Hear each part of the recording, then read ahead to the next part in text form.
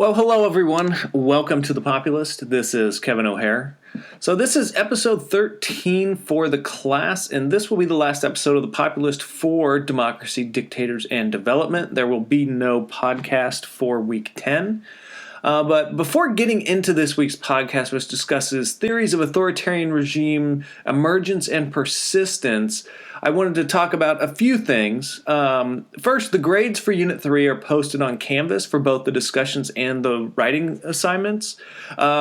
The discussions were overwhelmingly very, very good. So much fun to read, to be able to see the depth at which you're thinking about the issues, and just the conversations you have back and forth are really great to see how much you're thinking about this stuff and how deeply you're thinking about it. So it's been just great. The one suggestion I do have, and because you got two discussions left, is the second post of your discussions where you're responding to somebody. Don't just respond to tell somebody that you agree with them. Okay, you're not really adding much to the conversation. All right, you might agree with one part and not another, and that's perfectly fine to point out. And this can actually lead to asking interesting questions because it's only a thing here or there that you disagree with or that you're not sure about somebody's take on something. Okay, and I've noticed that many people are getting points taken off simply because their second response to another student is that they agree. Oh, I agree with you. Well, let's try to avoid that because it feels like you're just posting to complete the assignment and it doesn't really add much to the conversation. Okay, so really try and move the conversation forward with that response, or ask people to clarify something that maybe you don't quite agree with. And as always, stay civil. We haven't had really any issues with that, but I just wanted to point that part out. Also, the Unit 4 writing assignment is due next Monday, December 2nd by 11:59 p.m., so you get an extra day due to Thanksgiving weekend. Remember that you only need to do this if you haven't done the Unit 3 writing assignment. Doing both the Unit 3 and Unit 4 writing assignments will not help your grade. The Unit 4 writing assignment, a couple things to kind of help you out. So the end of Chapter 7 has like 3 to 4 pages directly discussing the question for this unit about Zimbabwe's authoritarianism. So please use these resources, combine them with the theories I'm going to talk about in this podcast, and that are also talked about in the textbook. And outside of that, make sure you're keeping up on the readings and the videos. These are going to be very important for the final paper. So you'll be able to incorporate them. And then make sure to take a look at that final paper. Start taking a peek ahead so you can get an idea of what you'll be writing about. And if you have questions, please send me an email. Come to office hours. Make sure you understand what's expected of you in the final paper. And also make sure that you're doing the quizzes before the end of finals week. You don't want to have to do all of that reading and working on the final paper at the same time, because there's a lot of reading, and if you're trying to cram it in a short period of time, that's going to be really hard to do. All right, and then finally, since this is the last episode of The Populist for this class, I want to thank you all for such a great term. It has really been great to read what you've written, see the conversations you've had on the discussion forums, and I've also had the privilege of meeting some of you in person, and I really hope that this class has been useful and that you have a little bit better understanding of the world around us and can look at events going on and have these different frames of reference to view them through. And obviously with this class, I couldn't get to everything. But, if you want to stop by my office or have questions about other classes to take in the department, please send me an email or stop by in office hours and talk to me. I would be happy to point you in the right direction. Okay, so without further ado, here is episode 13 of The Populist on theories of authoritarian regimes, emergence, and persistence.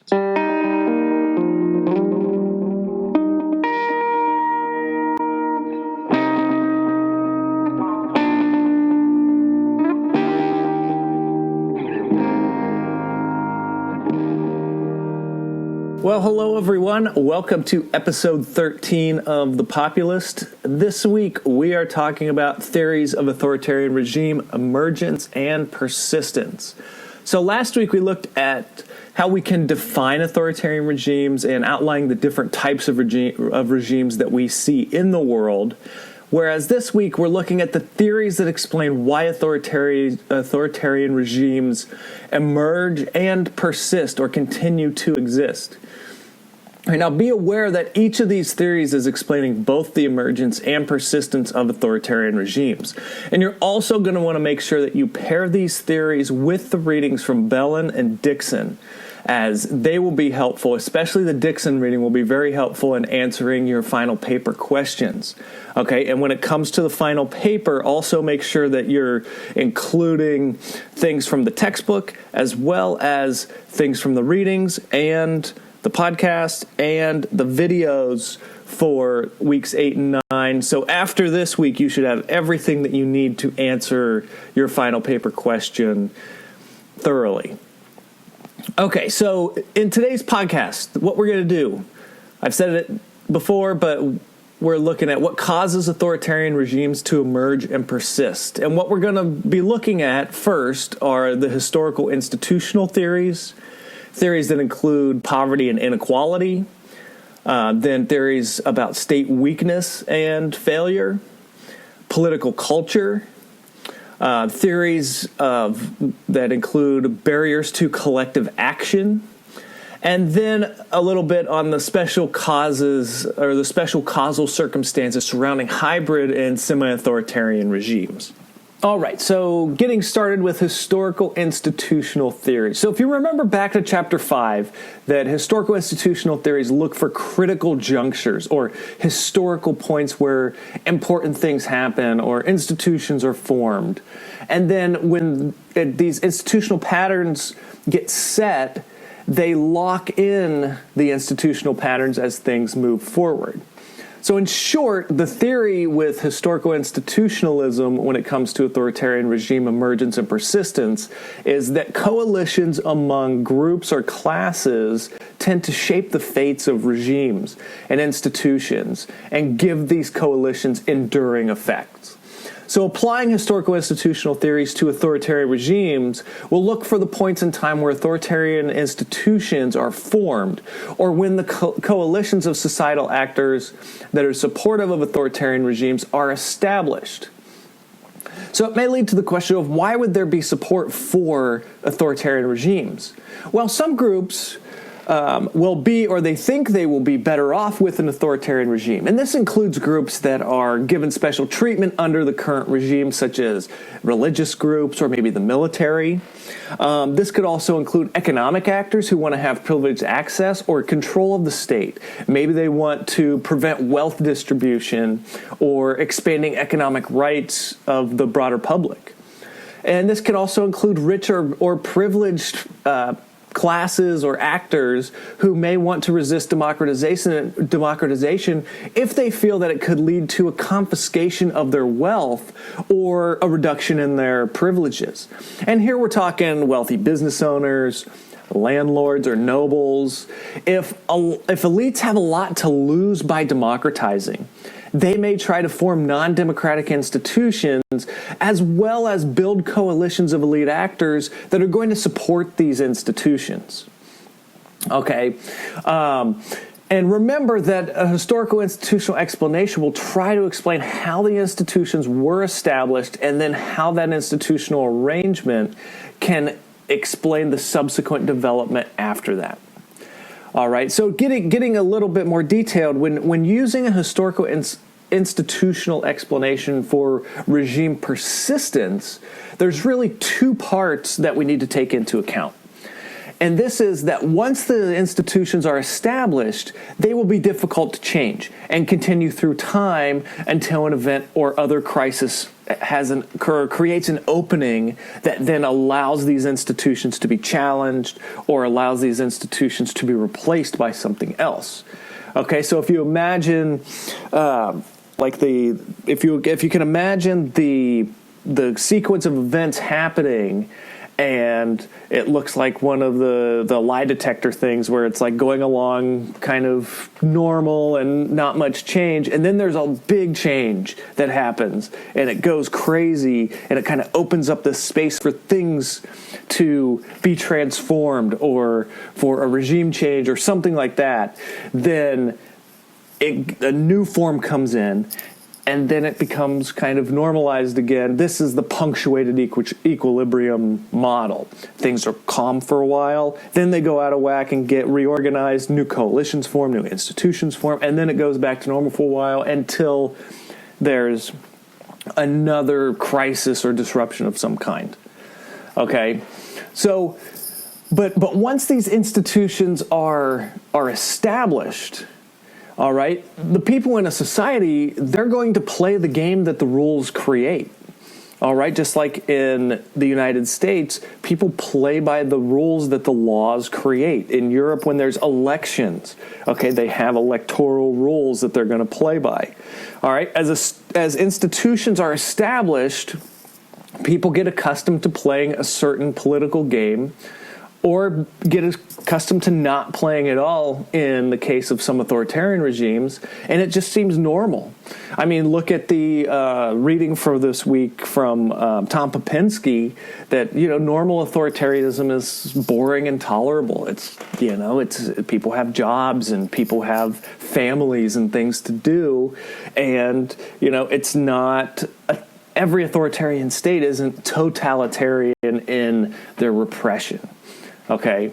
Now, the second part of using historical institution explanations for regime persistence is that this coalition of actors supporting the institutional arrangement would likely need to remain present for those institutions to persist. So, if you've got a coalition of your elite business people with the military, with certain politicians, if one of them decides that, well, you know what, this isn't quite what we want in the institutional arrangement, there's likely going to create some kind of crisis that will open up room for new institutional designs, whatever that may be. All right. And also make sure to look at the fictitious example of, it's a little more detailed, of how this might work on pages 161 and 162 in your textbook. All right, and there's also the little blurb in your textbook on Barrington Moore, whose origins of what's dictatorship and democracy are. I think that's what it says. But that blurb there, he goes through a variant of Marxist theory of why some societies end up with liberal democratic regimes and others with fascist or communist socialist regimes in the 20th century. All right, and now he's looking at regimes that moved from agrarian to industrial society. Okay, so he's looking at the period of industrialization and development. All right, and his key variable in this explanation is the presence of a strong middle class, or the bourgeoisie. And in short, his whole theory can be boiled down to no bourgeoisie, no democracy. All right, the presence or absence of a strong middle class would produce different coalitions and lead to different institutions and different regime types. All right, there's three routes that he talks about. Now, this isn't in the blurb, but I think it's important to go through. He's got the capitalist democratic route, which was the U.S., England, and France. And here, the peasantry was politically impotent or was eradicated altogether. But you had a strong bourgeoisie that was present. All right? And the aristocracy, so the bourgeoisie is the middle class. The aristocracy is going to be your upper class. I mean, these are your nobles and the elites of society. But the aristocracy allied itself with the bourgeoisie or failed to oppose its democratizing efforts. Okay, so it either allied themselves with the middle class, or the middle class was too strong and they couldn't resist their demands for democratization. All right, the next route is the capitalist reactionary route, and this is exemplified by places like Germany and Japan. And here, the peasantry posed a threat to the interests of the bourgeoisie and the aristocracy. So this led to a conservative alliance against the peasantry. And this alliance strengthened an autonomous, sometimes authoritarian state that could be co-opted by a fascist leader in a revolution from above. Okay, so it was the elites of society saying, no, we're not going to take these peasants in their demands were going to crush them, and the state was transformed, and we saw how terrible that could be during World War II, but it was this alliance among the bourgeoisie or the middle class and the aristocracy or the upper class that led to the state being transformed in this way, which led it to being susceptible to someone like Hitler coming along and, making things significantly worse. The final route that Barrington Moore talks about is the communist route, and he uses China and Russia as the examples here. And in this case, the bourgeoisie, the middle class, failed to emerge. So the peasantry was strong, and it was also independent enough from the aristocracy to spur a radical revolution from below. All right, so China and Russia were largely agrarian societies, and these peasantries were able to rise up against the centralized agrarian bureaucracy and remake the state according to Marxist ideas. Okay, so that is a little bit more background on how the historical institutional route might work. But let's move on to poverty and inequality. And here we want to remember back to modernization theory, because this theory expects the opposite to be true. And if we remember modernization theory from the democratization literature, it's basically saying that as people become richer and get more money, they're going to demand more political rights. Okay, so here, the theory is that high levels of poverty or inequality are going to lead to more authoritarianism. And poverty leads the populace to greater concern with economic issues than political liberties. All right, and it's pretty straightforward. I mean, if you don't know where your next meal will come from, or if you have money to pay for a doctor visit or for rent, you're going to be a lot less likely to care about and devote energy to demanding the right to vote, free speech, protests, reading the newspaper, etc., etc. So in poorer societies, we would expect people to focus on basic economic and social needs as opposed to political rights. Now, these political and social rights may still be valued, but they're not of much use if you're starving. Okay, it might be great to want to do that, but if there's no food in your stomach, it's going to be a lot less important and a lot lower down on what you really are concerned about. And there's been international survey research on political attitudes done, and what it shows related to this theory, what it shows is in general, as people become richer, they prioritize political freedoms more, which is what we would expect from modernization theory. And in general, poorer populations, survival is more of the focus. All right. There's some evidence that many, but not all people would like to be in democratic societies, but people in poorer countries will be less likely to demand democratization and or maintain democratic institutions once they're established. All right, so the high levels of poverty makes things less stable. All right, so even if you get democratic institutions, if you're still worried about where your next meal is going to come from or where you're going to live, then the chances that you're going to dedicate the time to maintain those institutions goes down. All right, so high income inequality is also correlated with authoritarian regimes. So not just the overall country being poor, but if there's a group that has a bunch of money or a bunch of wealth and most of society has nothing, it's going to be correlated with authoritarian regimes. And this is why all the debates about income inequality and the Gini coefficient and stuff are so important and hammered home, is because people don't want to see this happen to democratic states. All right, so what happens when you see this kind of disparity between incomes and wealth is it leads to mistrust between groups.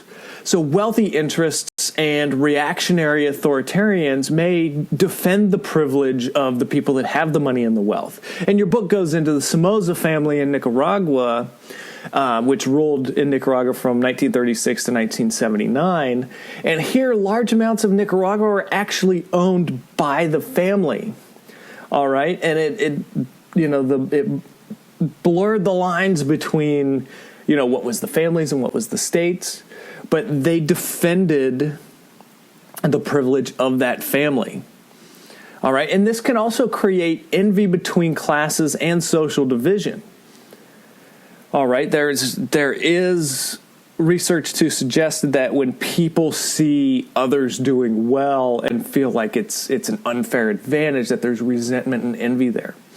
And authoritarians can sometimes present themselves as the avengers of injustice.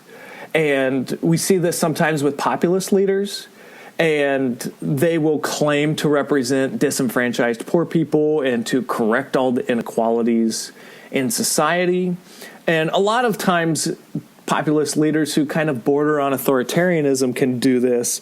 Chavez in Venezuela, Maduro, who's now there in Venezuela, that's a really good example of these kind of populist leaders that border on authoritarianism, that are, they champion themselves as representing the disenfranchised and poor, and they're going to correct all the inequalities in society, but then they end up just clamping down with their own rule.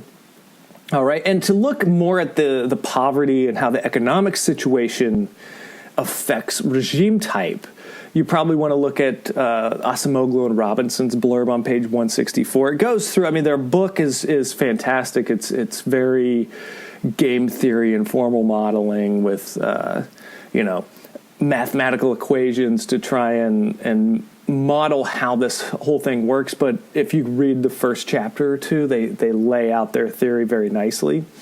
But the book explains it there. And I can actually post, I think I've got one of those chapters. I can put that in the notes or in the posting for this if you're interested in reading it, because it's a nuanced theory, but it basically is saying that people do things in their economic interest and how that affects regime type. Okay. So the next theory looks at state weakness and state failure and how that may perpetuate authoritarian regimes or lead to authoritarian regimes. And the theory is that states with weak institutions are more likely to have authoritarian regimes. Okay? And some theories of authoritarianism are associated with overly strong states and totalitarian regimes. This, the famous Nazi Germany, Soviet Union. But this theory is going the other way. All right, and these theories are associated with weak states and weak institutions. Okay, and they're arguing that weak institutions often result in more predatory states. So a group or certain groups within society are able to capture the state and use it for their own benefit. And this really can blur the lines between private property and the ruler's family and state property. It's like the Somoza family in Nicaragua I talked about just a little bit ago. Or another example could be, ruling elites using the military against their opponents in society. All right, so these groups take over the state and use it for their own personal gain. Now, strong states, on the other hand, strong states with strong institutions tend to be less personalistic. If you think about what makes a strong state back all the way from week one, is that they are not personalistic in nature. The loyalty is to the institution, not the individual in the institution. So the strong states with strong institutions are usually less personalistic, and they're more resistant to private actors being able to co-opt them for personal gain. Whereas state weakness opens it up to where the state can and its institutions can be used by individuals for their own personal gain. All right, so now this creates a paradox of a sort, because well-institutionalized strong states with high capacity are usually less likely to become authoritarian, But when they do, there's a higher chance that that authoritarian state will be totalitarian, because totalitarianism requires a strong state if you're really going to control society from the top down all the way into people's personal lives. Now, on the other hand, poorly institutionalized weak states have a higher chance of becoming authoritarian, but it's more likely to take different forms. It's not going to be totalitarian because they don't have the capacity to actually do that. But, if they do become authoritarian and they're poorly institutionalized and they're weak and people are taking them over and using them for their own personal benefit, it's also very destructive to the country. Now, state weakness may also be an intervening or middle variable in explaining why authoritarian regimes emerge or persist. Okay, so it's basically saying that there's different reasons why a state can be weak, but that state weakness still leads to authoritarianism. All right, and the first is low economic development. So if low economic development leads to state weakness, which then leads to authoritarian regimes, think back to week 1 in the failed state index. Many of the poorest places are also weak states that are also authoritarian. Or they've got very unstable democracies, because if you're poor with a weak state, it tends not to foster democratization or democratic stability. Now, the other way that state weakness can lead to authoritarianism is if there's an unstable coalition that is leading to the state weakness. Okay, so if strong states are the product of stable class coalitions, unstable class coalitions might indirectly raise the likelihood of authoritarian outcomes. All right, if class coalitions are distrustful of each other and constantly looking to undermine each other, then capturing the state is going to have huge rewards. But this constant fight for the state means that institutions are not able to really grow roots. They're not really able to become consolidated, which leads to weaker institutions and a weaker state. And if a weak state leads to authoritarianism, these unstable coalitions may actually be the cause, or be the initial cause in that causal chain that goes unstable coalitions leading to a weak state leads to authoritarian regimes. So the next theory of authoritarian regime persistence and emergence is political culture. All right, and in your book it says political culture theories of authoritarian persistence. And this theory is that some countries may have cultural traditions that are just more suited for authoritarianism.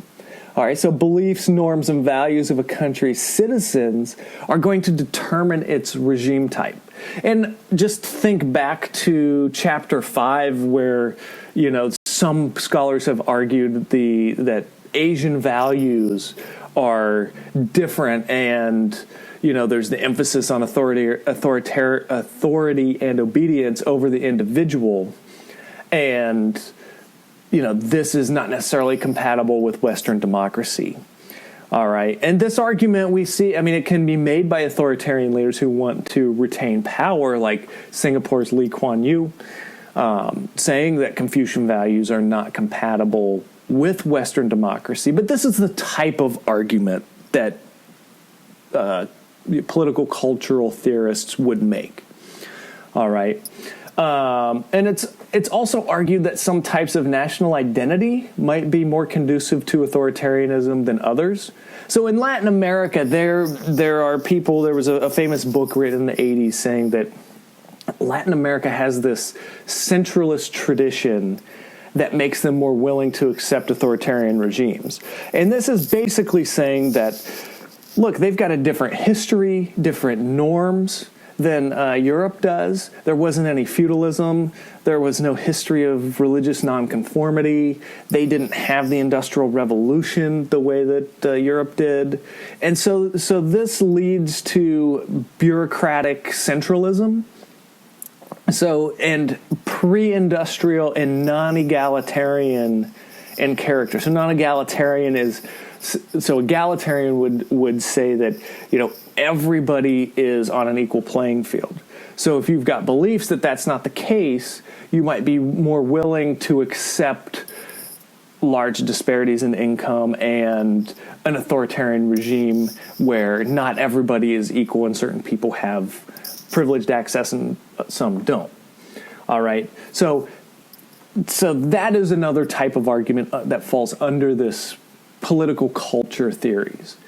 And others have argued that you can't look at this general overarching cultural attitudes. Like they say that those aren't really what matter.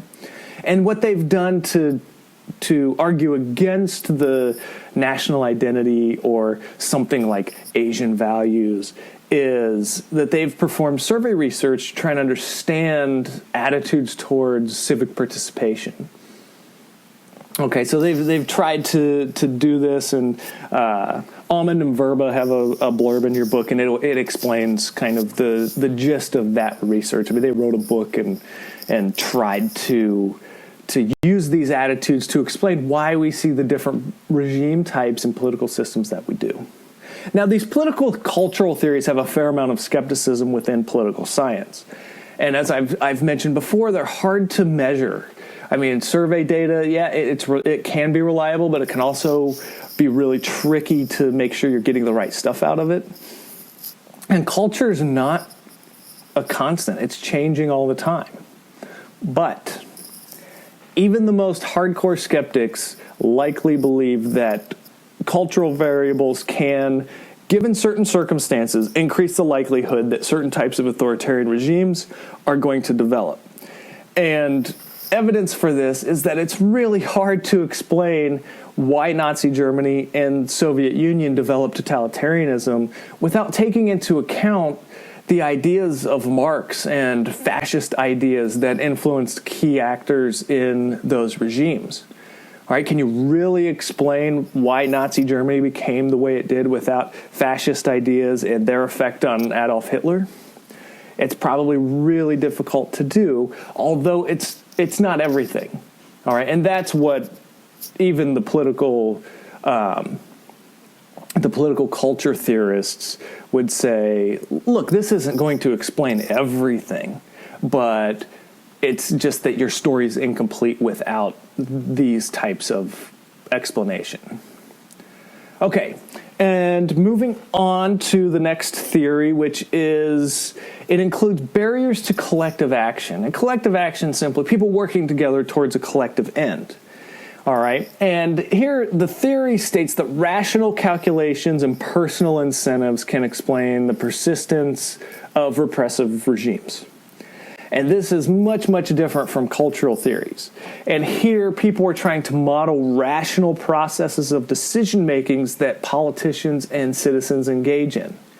So they assume that the actors, these politicians and citizens, know their interests and preferences. And they know what they want. But they also assume that they don't have all the information about how others are going to act. So this is known as imperfect information.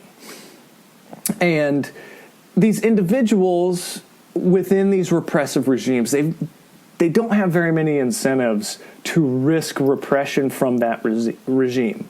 And what this does is it leads to what's known as the free rider problem, where you let others take the risk even if you get the rewards from whatever the outcome is. If it's regime change, you hear this in like unions, you let other people go and picket and fight for you, and you pay your fee and get the benefits from that. All right, so in absence of effective coordination, the regime is going to remain intact. So as long as they can prevent enough people from rising up and acting in unison, they can ensure the persistence of the regime. All right, so people will not engage in collective action until it becomes rational for them to do so, according to this theory. And in order for it to seem rational for them to do so, the chances of success need to seem high. Their contribution is important to the desired outcome that they are looking for. And citizens are unlikely to face major costs from the regime for taking part in this collective action. Okay, so these theories assume most people want more democratization regardless of their culture. So that's an assumption that these theorists are making. Whether or not that's true is debatable. But there are major barriers to democratic transition that would make it, quote unquote, irrational to try and provoke a democratic transition. So there's this scenario in your book on page 167 where one friend is trying to get another to oppose the regime, and it kind of plays through how that would work if they think their chances of success aren't very good. So you might have a repressive regime where the elites make all the decisions and they use torture and spying to stifle dissent. And there's heavy media censorship, and they're reading emails and they're tapping phones. And if you know all of this is going on, how many people are really going to risk being on the government's bad side and being subject to their coercive apparatus, to use one of Bellin's terms from this week, from that reading? So according to rational choice theories, authoritarian persistence is likely in a scenario like the one I just mentioned above, and like the one in your textbook. All right, and it's likely until events happen that will change a lot of people's minds. And this can include things like a foreign power propping up the state's security apparatus, suddenly decides that they're going to focus on human rights, so they're no longer going to give money to that regime, and then there's not the support, and the security apparatus isn't nearly as intimidating or as dreadful. There could also be a change in leadership of the regime. Another way that this could happen is that the economy tanks, and people then have nothing to lose. They're in a desperate situation. So this can also work in the other way, with the economy tanking or a financial crisis leading to the toppling of democratic regimes. Okay, so there is some research to suggest, when it comes to economics, that a strong economy will allow regime persistence regardless of regime. And the last thing that your book kind of talks about when talking about authoritarian regime emergence and persistence, or explaining them, is the special causal circumstances surrounding hybrid and semi-authoritarian regimes. Now, it should not be assumed that the factors mentioned earlier to explain the rise of authoritarian regimes or authoritarian persistent are not relevant to hybrid regimes. They are. But the competitive authoritarian regimes that have emerged in recent decades, they kind of have their own historically specific causal factors of importance. And this is laid out by Levitsky and Way, and you read the article that your book is mentioning for class last week. Okay, so they're arguing four things. Competitive authoritarian regimes should not be thought of as transitional. Okay, these are a type of regime that mixes both elements of authoritarianism and democracy. And so their arguments are that if you have more Western linkages, okay, you're linked to Western Europe, to the United States, to NATO, democratic likelihood is going to be greater.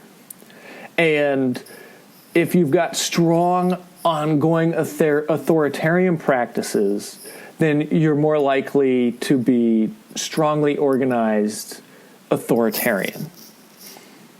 All right, and then finally, that if you're kind of a weaker ongoing authoritarianism, that it could end up resulting in this continuation of a weak, unstable authoritarian regime. Okay, but read that blurb in your textbook and revisit the article that you read for last week by Levitsky and Way, and that will provide more details. But it's important to point out that part of the debate was, well, are these just transitional and they're caught in the middle, but they're going to move on, or are these enduring forms of regimes? Okay, so that's going to largely do it for this week. To go back through kind of what we've talked about is looking at theories of what causes authoritarian regimes to emerge and persist. And first we looked at historical institutional theories, then theories including poverty and inequality, and then theories that look at state weakness and state failure and how that affects authoritarianism and authoritarian persistence, then theories that include political culture, and then the barriers to collective action, which this is going to be an important one for your final paper, because this relates to both Bellin and to Dixon. Okay, and it ties into the ongoing kind of cat and mouse game between authoritarian regimes and like technological advances and how they prevent people from organizing to oppose the regime. And then finally, we talked about special causal circumstances surrounding hybrid and semi-authoritarian regimes. So make sure that you're keeping up on the reading and you're watching the videos. Make sure that you're working on the writing assignment for this unit. If you need to do that assignment, remember you need to do either writing assignment 3 or writing assignment 4. Don't do both. It will not help your grade. And make sure you're doing the discussion this week and looking ahead to the final paper as well. Start thinking about how you're going to answer that question and, ask questions if you're not sure. Also, make sure that you're taking the quizzes. Don't wait until the last minute to do those final 5 quizzes, because it's not going to be something that you can just knock out. There's a lot of reading that goes into that. So, make sure you're keeping up on things. Ask questions if things are not clear. Make sure you're doing the case study readings. And until next time, have a good one.